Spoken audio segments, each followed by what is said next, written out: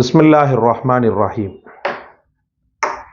அன்பிற்குரியவர்களே, அல்லாஹு ரப்புல் ஆலமீன் தன்னை நம்பிய, தன்னை திக்ரு செய்யக்கூடிய, தன்னை எப்போதுமே நினைத்து கொண்டிருக்கக்கூடிய மக்களை சில பல நேரங்களில் காப்பாற்றக்கூடிய அந்த ஒரு பாணி ரொம்ப அலாதியானது. எப்போதுமே திக்ரோடு வாழ்வதும், குர்ஆனுடைய திலாவத்தோடு வாழ்வதும், நாலாத்திக்கிலும் வரக்கூடிய ஆபத்துக்களை தடுத்து நிறுத்துவது மட்டுமல்லாமல் சந்தோஷத்தை அள்ளி தரக்கூடிய ஒரு மிகச்சிறந்த ஆபத் பாந்தவன்களாக இருக்கின்றன. அந்த ஒரு அடிப்படையில் மனிதனுடைய வாழ்வின் நிம்மதியை குலைத்து உலகத்தில் அவனை பித்து பிடித்தவனைப் போல அலைய வைக்கக்கூடிய கேடுகட்ட எதிரிகளின் சூழ்ச்சிகளில் ஒன்றுதான் சூனியம். கடந்த நாட்களில் கிட்டத்தட்ட 5 பாகங்கள் உங்களுக்கு நான் தந்திருக்கிறேன். நிறைய அவுராதுகள், திக்ருகள், குர்ஆனுடைய சுறாக்கள் என்று பாதுகாப்புக்கென்று அல்லாஹு ரப்புல் ஆலமீனால் மனித குலத்திற்கு தரப்பட்ட அருட்கொடைகளை உங்களுக்கு நான் சொல்லி தந்திருக்கிறேன். அன்பிற்குரியவர்களே, இந்த சூனியம் என்பது இருக்கிறதா இல்லையா என்று சில மக்கள் கேட்டுக்கொண்டிருக்கிறார்கள். தெளிவாக அவர்களுக்கு ஒன்றை நான் சொல்லிக் கொடுக்கிறேன். ரப்புல் ஆலமீனை மிஞ்சிய சக்தி இந்த உலகத்தில் எதுவுமே கிடையாது. விபத்தை நீங்கள் நம்புகிறீர்கள் அல்லவா? திடீரென ஏற்படக்கூடிய பேராபத்துக்களையும் பேரிடர்களையும் நீங்கள் நம்புகிறீர்கள் அல்லவா? எதுவுமே அல்லாஹுடைய நாட்டப்படி தான் நடக்கின்றன. அல்லாஹு ரப்புல் ஆலமீன் இந்த உலகத்தில் ஷைத்தானை மனித குலத்திற்கு எதிரி என்று பகிரங்கப்படுத்துகிறான். அதுவும் முபீன் அப்படின்னு அல்லாஹு தாலா சொல்கிறான். அவன் பகிரங்கமான விரோதி என்று ரப்புல் ஆலமீன் அவனை சாடுகிறான், மக்களுக்கு எச்சரிக்கை ஊட்டுகிறான். அது மட்டுமல்லாமல் ஷைத்தான் ஆரம்ப காலகட்டத்தில் பெரிய ஆபிதாக இருந்தவன், வணக்கசாலியாக இருந்தவன். அவன் தனக்கு உயிர் பிச்சை கேட்கும்போது அவன் வணங்கியதற்கு கூலியாக மறுமையின் சவாபுகள் என்ற அந்த ஒரு வாசலை அடைத்த இறைவன், மறுமையில் அவனுக்குள்ள நிம்மதியின் வாசலை அடைத்த இறைவன் உலகத்தில் அவனுக்கு போட்ட அந்த பிச்சை தான் உயிர் பிச்சை.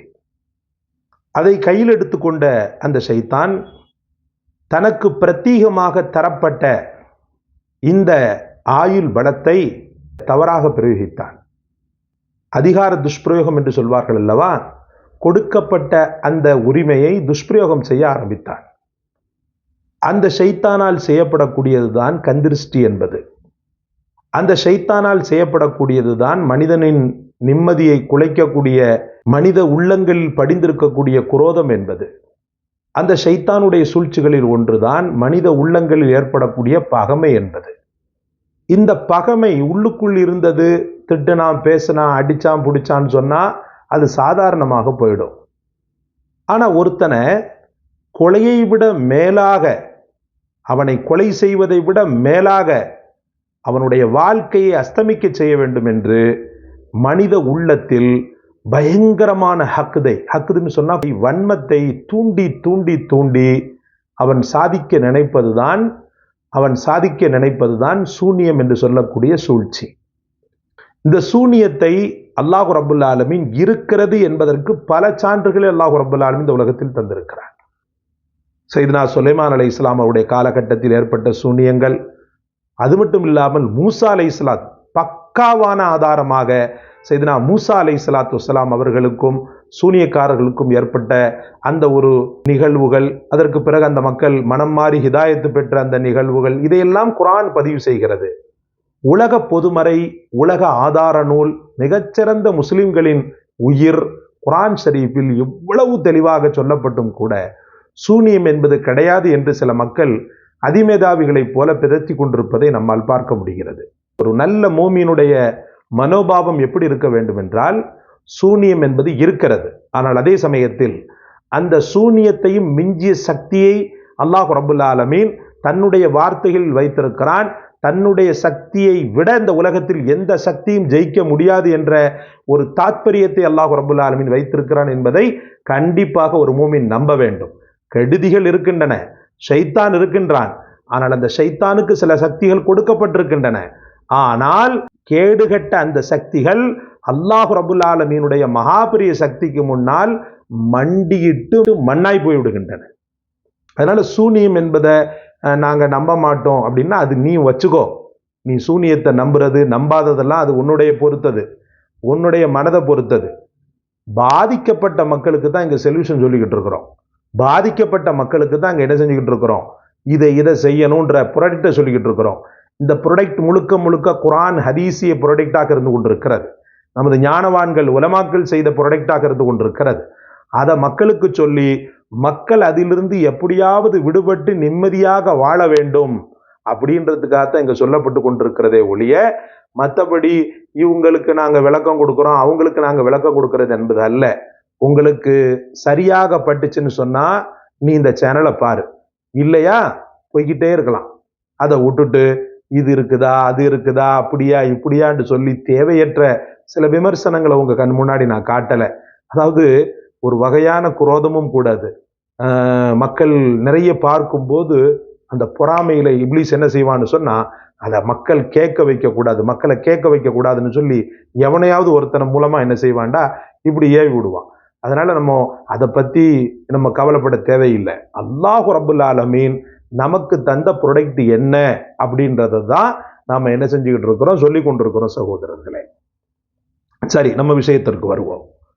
மனித குலத்திற்கு பாதுகாப்புக்காக அல்லாஹ் ரப்புல் ஆலமீன் தந்த ஒரு அற்புதமான வரம், சூனியத்தை சுட்டு பொசுக்குகின்ற அற்புதமான திக்ர்களில் ஒன்று யா முதில்.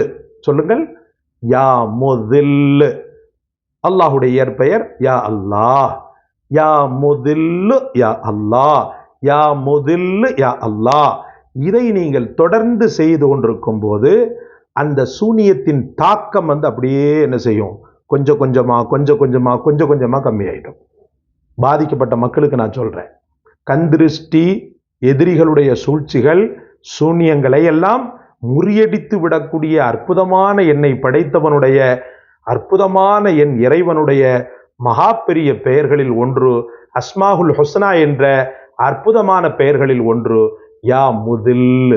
இழிவுபடுத்துபவனே, இழிவுபடுத்துபவனே, படைத்தவனே, என் ரப்பே, என் வாழ்வின் நிம்மதியில் பெரிய அளவுக்கு பாதிப்பை ஏற்படுத்திய அந்த கேடுகட்டவர்களுடைய சூழ்ச்சிகளை இழிவுபடுத்திவிடு. அவர்கள் எனக்கு எதிராக கிளர்ச்சி செய்யும் காலமெல்லாம், எனக்கு எதிராக முயற்சி செய்யும் காலமெல்லாம் அந்த முயற்சியை பூண்டோடு அழித்துவிடு. அந்த முயற்சியை வேரோடு மண்ணோடு பிடுங்கி எறிந்துவிடு. யா முதில், இழிவுபடுத்தக்கூடியவனே. அஸ்மாக்களை செய்யுங்கள்.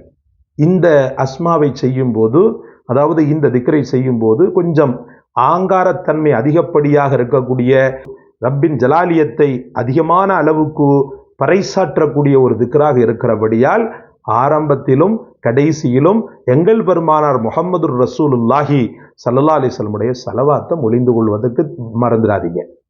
என்ன ஸலவாத்து? அல்லாஹும்ம ஸல்லி அலா சய்யிதுனா முஹம்மதின் வ அலா ஆலி சய்யிதுனா முஹம்மதின் கமா ஸல்லைத அலா இப்ராஹிம் தரூத் இப்ராஹிம். இதை 3 விடுத்தும் சொல்லிக்கொண்டு இந்த திக்ரை செய்யுங்க. எத்தனை முறை செய்வது? பாதிப்பு அதிகமான மக்கள் 1000 முறை, பாதிப்பு கொஞ்சம் பரவாயில்லாம இருக்குது, கொஞ்சமாக குறைஞ்சிக்கிட்டு இருக்கின்ற மக்கள் 101 முறை, பாதிப்பே வரக்கூடாது என்று நினைக்கக்கூடிய மக்களும் ஒரு நாளைக்கு குறைந்தபட்சம் 21 முறை ஓதிக்கொள்ளுங்கள். எல்லாம் வல்ல இறைவன் பாதிக்கப்பட்ட மக்கள் அனைவருக்கும் ஷிஃபாவை தருவானாக, அவர்களை நிம்மதியாக வாழ வைப்பானாக. எந்த நேரத்திலும் எந்த காலத்திலும் எதிரிகளுடைய சூழ்ச்சிகளிலிருந்தும், எதிரிகளுடைய கயமைத்தனத்திலிருந்தும், எதிரிகளுடைய பகமைத்தனத்திலிருந்தும் அல்லாஹ் நம் சமூகத்தையும் உங்களையும் என்னையும் உலக மாந்தரையும் பாதுகாப்பானாக. இந்த காணொளி உங்களுக்கு பிடித்திருந்தால் லைக் செய்யுங்கள், ஷேர் செய்யுங்கள், சப்ஸ்கிரைப் செய்யுங்கள். எல்லாவற்றை விட மேலாக எம் குல மக்களுக்காகவும் எங்களுக்காகவும் துஆ செய்யுங்கள். ஜஸாக்கல்லாஹ். அஸ்ஸலாமு அலைக்கும் வரஹ்மத்துல்லாஹ்.